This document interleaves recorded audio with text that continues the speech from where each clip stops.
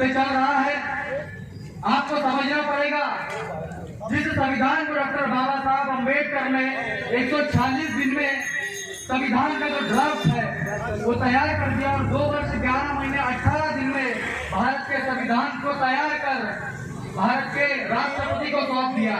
तब से 74 साल इस देश में हो चुके हैं, गणतांत्रिक व्यवस्था बन चुकी है। लेकिन क्या आज इस देश की व्यवस्था वास्तविकता में लोकतंत्र के ऊपर टिकी हुई है? ये सोचना होगा बहुजन समाज के हम उस व्यक्ति को, ये सोचना होगा बहुजन समाज के हम उस तबके को जो रोजमर्रा की जिंदगी जीते हैं। आज मैं मेरे भाई पराग के साथ में मार्केट यार्ड में गया और लोगों को 300 रुपए की रोजमर्रा की जिंदगी ले रोज जो है लोग मेहनत मजदूरी करते हैं। संविधान से मित्रों, आज 74वां गणतंत्र दिवस हम बड़े उत्साह से संपूर्ण देश में धूमधाम से मना रहे हैं।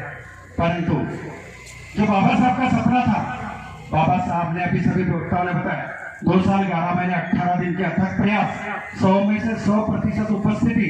संविधान सभा में 284 लोग थे, लेकिन पूरी उपस्थिति सिर्फ बाबा साहब ने ही पूरा अथक प्रयास करके बनाया है। इसीलिए इस देश के प्रशासन और शासन से बिल्कुल आज कड़ा विरोध करते हैं इस मंच के माध्यम से, बहुजन मंच के माध्यम से यहाँ पर, कि यदि इस देश में बाबा साहब ने लिखा हुआ संविधान लागू होता तो क्या आज ब्यूरोक्रेसी होती? समझना पड़ेगा डेमोक्रेसी और ब्यूरोक्रेसी।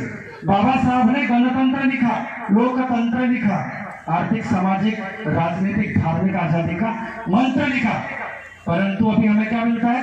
अभी जाओ, अभी आप कलेक्टर ऑफिस। मेथराम जी या उपस्थित ओबीसी के नेता, संविधान के नेता ही बोल सकते हैं उनको, वो नागपुरी जी, नरेंद्र मेथराम जी, राजेश उके जी, हमारे मीडिया के दोस्त हितेश गजबे जी, पराग महेंद्र जी, रामटेके जी, नीलम मेथराम जी।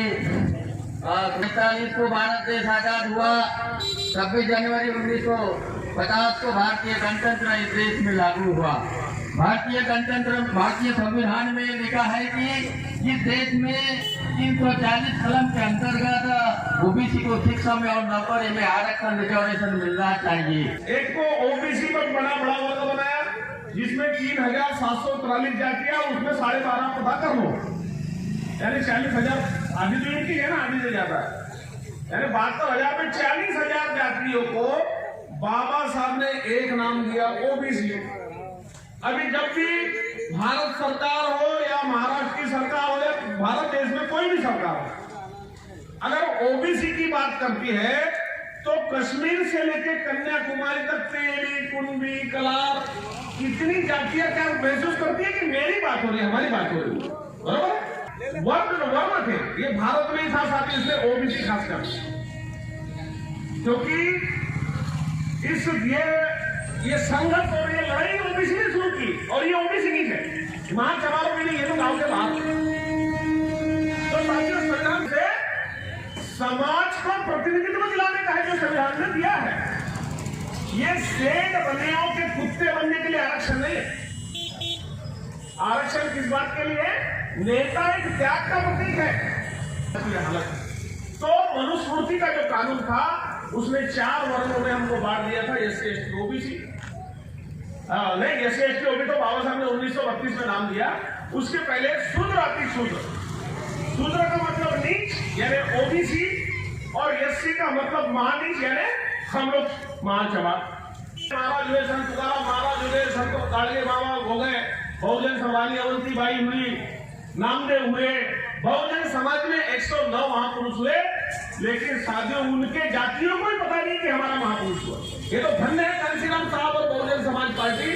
बहुजन समाज पार्टी को मैं राजनीतिक पार्टी नहीं समझता। नेता नारायण हो सकते हैं, नेता जातियां एससी में आती है, उसमें भी 12.5% सब कास्ट। इतनी जातियों को एससी का नाम दिया तो जोड़ा की तोड़ा, आदिवासी को जोड़ा की तोड़ा। तो साथियों, इस देश में नालायक वो जो उन्होंने तो धर्म ग्रंथों में लिखा है कि तुम नीच हो, नीच हो, नीच। ऐसे ही ताजा खबरों के लिए हमारे चैनल को सब्सक्राइब करें और बेल आइकन दबाना ना भूलें। उसी के साथ फेसबुक और इंस्टाग्राम अकाउंट को भी फॉलो करें।